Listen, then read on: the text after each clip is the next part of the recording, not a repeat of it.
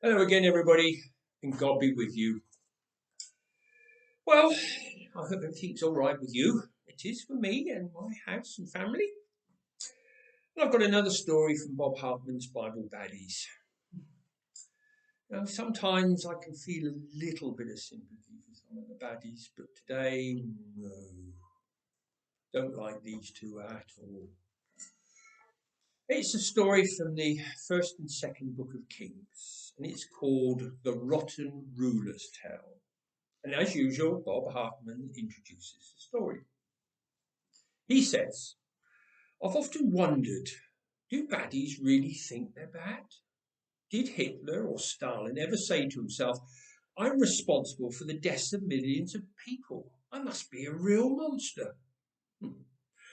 Somehow I doubt it. I reckon that even the baddest of baddies do what the rest of us do so often. They justify the wrong things they have done and then just get on with their lives. But what if there were baddies who knew exactly who they were and even found a certain wicked pleasure in their deeds? That's the idea I've tried to explore in this story, with two of the baddest baddies of them all, Ahab and Jezebel. King Ahab wanted to be wicked. He wanted it in the worst kind of way, but he lacked the courage and he lacked the imagination. And worst of all, he lacked the will, the killer instinct that true wickedness demands. His queen, Jezebel, however, lacked nothing. She was, without question, the most wicked woman he had ever met. And this just made things worse. For, given her expertise at evil, her artistic flair at foul play, he could never hope to impress her with any wickedness of his own. He sensed this. Of course, even the most wicked have their compassionate side, and tried her best to cheer him up. Who's the wicked one then? She would ask playfully over breakfast. And Ahab would blush and lower his eyes and answer coyly, You don't mean me, do you, darling? Of course I do, she would coo. Who betrayed his own people? Who put my God, Baal, in place of Yahweh, the God of Israel? Who murdered Yahweh's prophets? And who chased his true believers into hiding?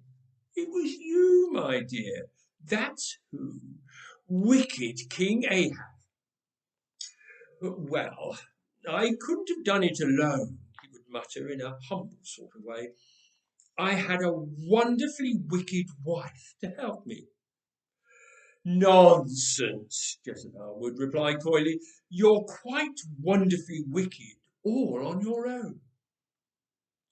Then the conversation would turn to the weather, dry, always dry, and to the state of the economy, failing crops, starving cattle, and ultimately to that pesky prophet Elijah, who had somehow managed to stop the rains from falling. If I ever get hold of him, Ahab would rant, I'll murder him. I'll do more than that, Jezebel would reply. I'll torture him slowly and stand there and laugh as he dies. I'll rip off his fingers, Ahab would return. I'll tear out his hair, Jezebel would shriek. And on it would go until the two of them would collapse in fits of evil laughter. It was, on the whole, a strange sort of relationship, but it seemed to work for them. One morning, however, King Ahab failed to appear at the breakfast table.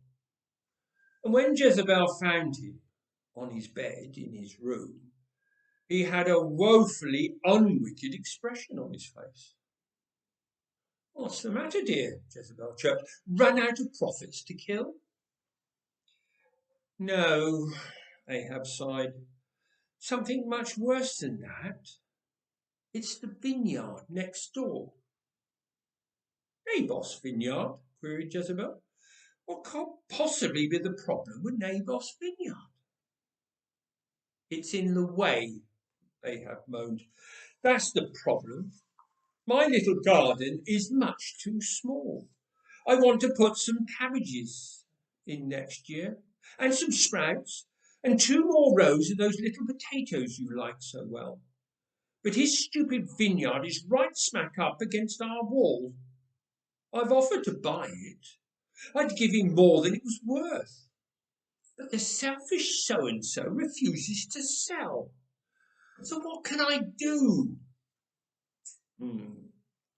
Jezebel tried hard to hide her frustration. There were plenty of things that Ahab could do. He was king, after all, and a wicked king, or a wicked wannabe as well. The answer was obvious, but would telling him straight out snuff out the spark of true villainy that she'd worked so hard to ignite?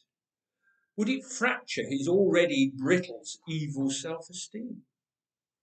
In the end, she decided to take matters into her own hands. Leave it to me, she said quietly. Then she turned the conversation to the weather. Later that day, while Ahab was out digging in the garden, Jezebel sneaked into his chambers and picked up his pen. She wrote letters to all the elders and noblemen in Naboth's hometown. She forged Ahab's signature. She'd had plenty of practice, so it was perfect. And she marked each letter with Ahab's special seal. My dear friend and servant, I have a favour to ask of you. Would you proclaim a day of fasting, a special holy day in your town? Would you be so kind as to invite my neighbour Naboth to this event? He has a lovely vineyard, don't you think? Please give him the most prominent seat at the event, a place where everyone can see him.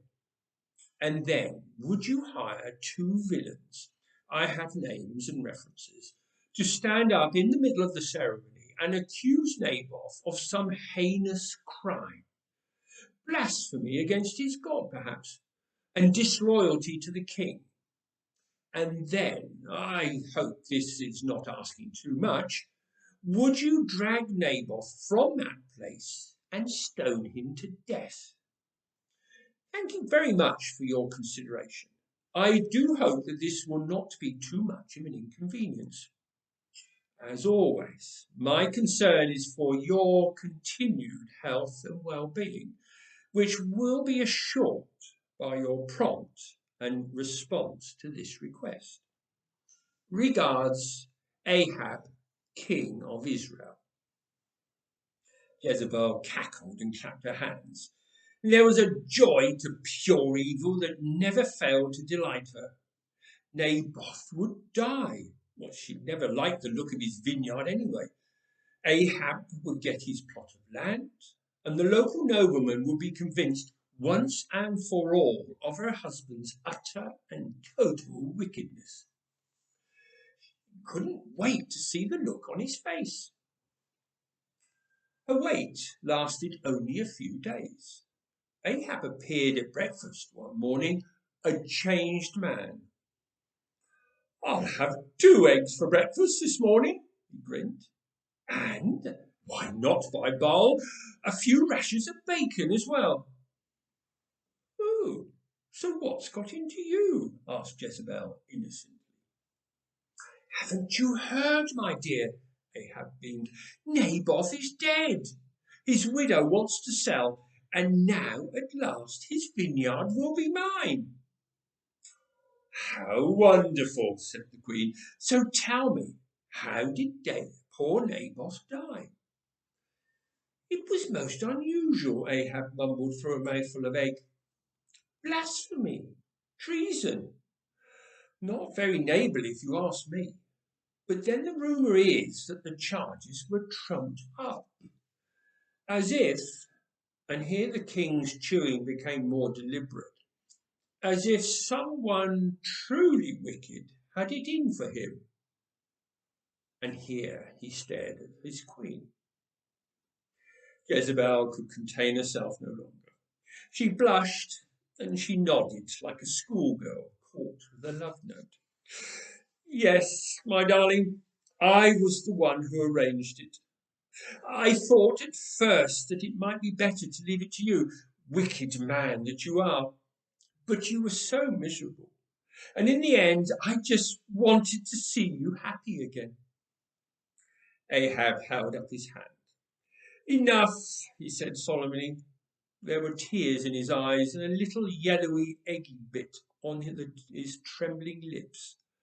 I have been blessed with the most exquisitely evil wife in the whole world. What more could a wicked king ask for? And then he gave Jezebel a big, sloppy, eggy kiss. It was on the whole a disgusting thing, but it seemed to work for them. Ahab's celebration was short-lived, however, for as he strolled through his new vineyard later that day, he was surprised by an unexpected guest. Elijah, Ahab cried, what are you doing here? And the king's voice was shaking with anger as he remembered the threats he had made against this man, and shaking with fear as well, for this was the man who had stopped the rain. I have a message for you from my God, Elijah solemnly replied. The God who sent a drought upon this land. The God who was once your God too.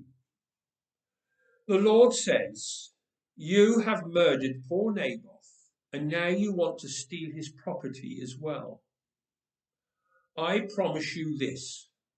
On the very spot where the dogs lapped up the blood of Naboth, they shall lap up your blood too. Ahab's shaking was all fear now. Naboth? No, you don't understand, he tried to explain. Jezebel, it was her doing. And as for your wife Jezebel, the prophet continued, the dogs will do even more. They will chew her to pieces and leave so little behind that even her dearest friends will not be able to recognize her. Ahab wanted to be wicked. He really did. He wanted to turn his evil threats into reality. He wanted to rip off Elijah's fingers and tear out Elijah's hair and torture Elijah and murder him. But it's hard to be wicked, really hard, when what you actually feel like doing is running away. Ahab was scared, more scared than he'd ever been in his whole sorry life. So he ran from the vineyard and hid in his room and wept and wailed and hoped that Jezebel wouldn't notice. The noise was hard to miss, however, and Jezebel was humiliated by her husband's behaviour. A feeling that turned to disgust when he told her his battle plans over breakfast one morning. It looks as if we'll have to fight the Syrians, he said thoughtfully, as he lifted a dripping spoonful of porridge to his mouth. And the prophets have told me that I will die in the battle. Not Elijah again, Jezebel groaned. If I hear the story about the dogs one more time. No, not just Elijah, Ahab interrupted, but the prophet Micaiah as well. And Ahab dropped the spoon back into the bowl. But here's the thing, he went on. I think I have outsmarted them with a plan so devious that I'm sure you will approve. When I go into battle tomorrow, I will not be dressed as Ahab, king of Israel.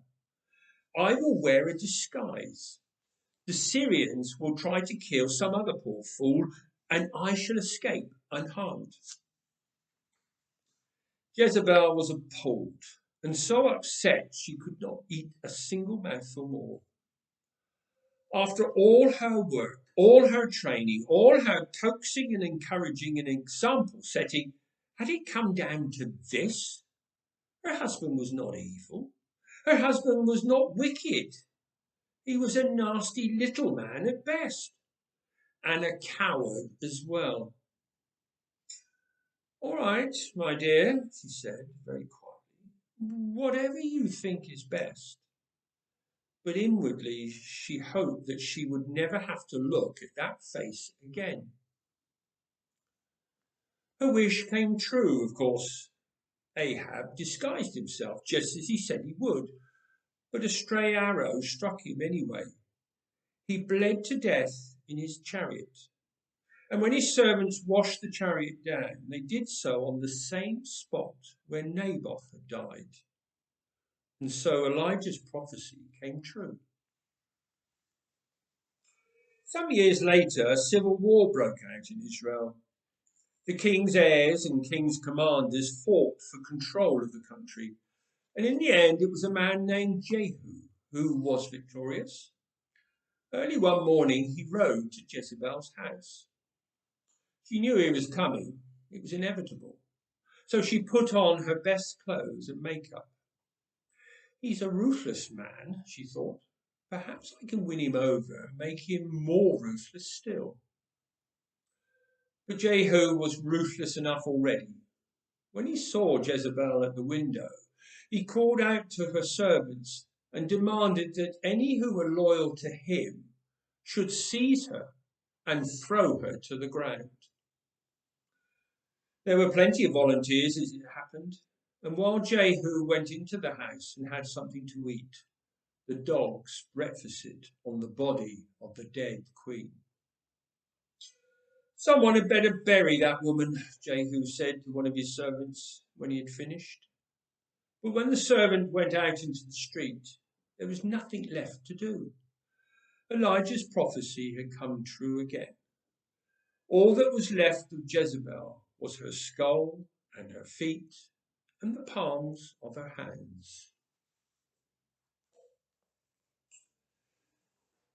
So, no sympathy for either Ahab or Jezebel.